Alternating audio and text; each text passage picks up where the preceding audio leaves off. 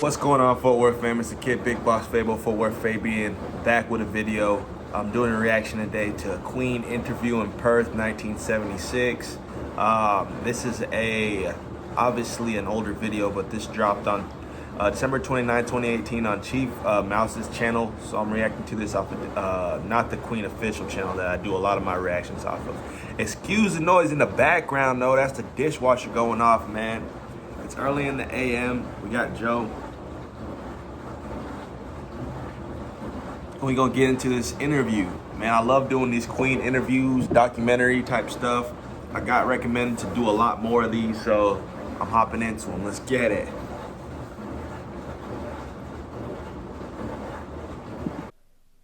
When Keep Yourself Alive came out, I happened to be a bit of a freak on phasing, you know, and that was the first thing that I picked up from that. Was that your own idea to do all that stuff? Oh yes, yeah. We just about do all our own production. We have Roy Baker, who sort of co-produces with us, and all the 4 albums have been a co-production with him. Do you feel that Night at the Opera is perhaps you've reached a climax at a certain stage in your career? Because I believe it's definitely the best that you've ever done. Thanks. I think it's possibly the peak so far because it's the most successful. But I mean, we hope we're going to get better. We get a different peak. It is going to be difficult, especially with Bohemian Rhapsody being as large. Well, a kid wrote me a letter about that and said, I study demonology and satanic things. Why do they use Beelzebub? And I suppose that's a legitimate question. Why do we use it? Yeah. It's just why do we use anything? I mean, doesn't necessarily mean I study demonology and things. They're talking about the little imagery, right? Isn't there some type of logo or something that they're referring to? Whatever Beelzebub is, I know that's going a little bit that way. Got not prior knowledge about anything about that going on. That is a legitimate question though. You see a lot of bands and artists use a lot of imagery and logos and things that have alternate meanings, but in a deeper sense, they really don't know why they even use the imagery within their art. You gotta have, me personally, always gotta have some type of understanding with anything I use. Some imagery, a logo, if I don't know the meaning behind it, I'm not gonna try to represent it or associate it with my brand. I just love the word Beelzebub. It's a great word, isn't it? Very camp word when you look at it. Actually, the letter was signed with a cloven hoof at the top. What is that? The same sect. I belong to that. Somebody's sticking pins in effigies. The next single that's coming off Night at the Opera is Where's Perth at? And already we're getting a lot for all you people that are worldly people. Structure to Bohemian Rhapsody, and that's what makes the album attractive. Oh, they're in Australia. Yes, because I mean that's probably one thing in the group that we all do right, which lends to the variety of our albums. You know, it's a very good thing, I think. There have been several songs on your albums that have been involved with death and all this sort of stuff. Is that just an accidental thing, or? That's Freddie's morbid mind then. One of my docile moods, actually. There's a thing that everybody, I suppose, is going to be wondering about, the campness of the act. That was one of the things I read in the pop press in England, that the act was a little bit camp and all this stuff. It's not. Freddie was doing the painted fingernails long before a lot of people were doing that. You know, the whole rock star thing, and it even was brought back today. You saw like a lot of modern rap rock stars. Juice WRLD did it, X Wood, you know, people that painted their fingernails. Ty Dolla $ign does it.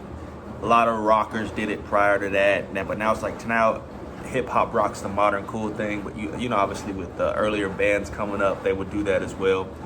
But this is in 1976, bro. So like, you know, Freddie could have been the originator of a lot of trends. You know what I mean? There's a lot that we know of that he originated. You know, like the gloves, some of the apparel, you know, just outfits, costume design, etc. The glove is what I was referring to. Michael Jackson wore the glittery glove, the shiny glove. So you got to give him credit to a lot, actually. Not really camp, you know. It's rock and roll, and it's very visual as well. There's a lot of rock and roll music there. And I think it's the same as the variety content that we have on the album. We try and put that across on stage. So I mean, each song that we do has a different sort of meaning to it. So I mean, you know, it is rock and roll as a sort of label, but within that, I mean, each song has a different. Would you say it was rock and roll with theatre?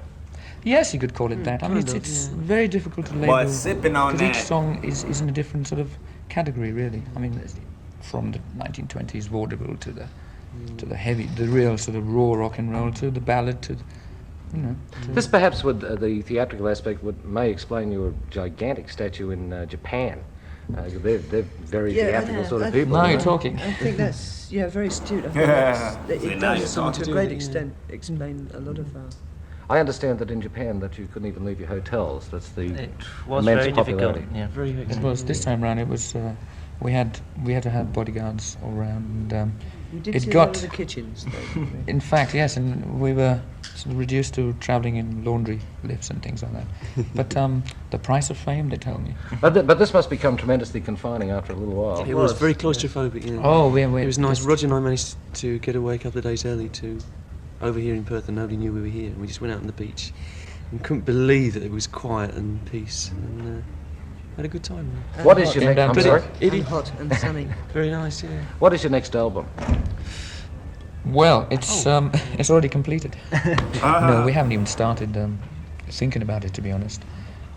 We've just been very busy touring, and after we finish with Australia, we go back and have a rest and then think about it. We've got a plan. We've got to write it yet. To think about. And, Have you found that the world tour, which has been pretty extensive, has given you any ideas to bounce off into new songs and new ideas for structuring songs? We always get some ideas from being on tour, you know. 'Cause we get some ideas, but it's very difficult to actually write and sort of write songs and get them constructed. It's ideas, yes, but to actually write on the road. I know a lot of people can do that, write on the road while they're touring, but I don't think we have We don't, yet. no. We It's don't just- bang them together. You know, Yeah. in It takes a while. hotel rooms.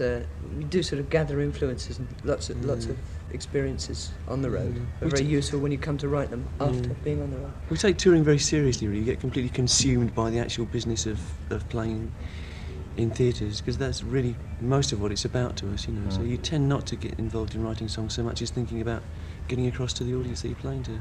Back to pop journalism, I suppose, but and pop and rock and roll seems to be they get too involved with themselves. Now, Rolling Stone magazine in America and New Musical Express in England. Absolutely. Do you find that they become very condescending Very after good a while? choices, yes. Yeah? We don't take any of them very seriously, actually. Yeah. Having seen them go from the absolute bottom to the absolute top as regards what they think of us, and back down again, probably. We just Critics, man. can't really. There ain't nothing you can do about that. The charts are the charts, you know what I'm saying? And obviously, like, longevity is seen through time. Great bands like this have proven it, no matter high on the charts, low on the charts, what the people think, the naysayers, there's always going to be so perceived flops, you know what I mean? But stand the test of time. Can't be denied at that point. Take it very seriously. I mean, the When you whole read- idea of having a magazine that pretends to write seriously about politics and rock and roll at the same time, to me, is totally absurd. yeah, New Musical Express is more into nail varnish than music. Queen, I hope you have dig at me. I hope you have No, a very successful tour. I know it will be, and it's a sellout here in Perth and the rest of Australia. This is going over to Melbourne and Sydney. I know that you people have. Oh, what happened to the audio here, man? The heck? It's kind of cool though. The little cuts. It's real nostalgic, right? This is tight. But shout out to Queen. Shout out to the Queen family, man. Everybody rocking with the channel. It's come a long way. We're at 6K now. We're about to hit 7K, man. We're growing pretty quickly, but you know, I definitely want to grow at a faster rate, man. I want to upload more. I always talk about uploading more, but I be slacking. But nah, I'm glad to be here with you guys with this Queen reaction. Like I said, a lot of people wanted me to do more of these reactions where I'm reacting to interviews, documentary style type stuff, and I'm gonna look into more of those, bro. You know what? I just had an idea of reacting on the channel, though. I've had an idea of reacting to animal documentaries, bro. That'd be tight, man. That'd be tight. I know I'm a music channel, but hey, as long as I keep the Queen coming, I know you guys would be happy, right? But anyways, with that being said, like, comment, subscribe, hit the notification bell. Follow me on Instagram and Twitter at Fort Worth Fabian. It's the road to 10K, man. We're almost there. Be sure to tune into my live tonight. I'm going live at 7 p.m. today, today, Central Standard Time. So if you're available at 7 p.m. Central Standard Time, and whatever time zone you're at, tune into my live. We're just gonna talk. You know, we're doing different things on the channel. As I'm growing, I'm exploring new YouTube tools and options, and I'm just gonna try to use different techniques and you know, tools that have been presented to me as a content creator to just expand my platform and have fun with it. So tune in, man. We'll catch you guys in the next video. Peace.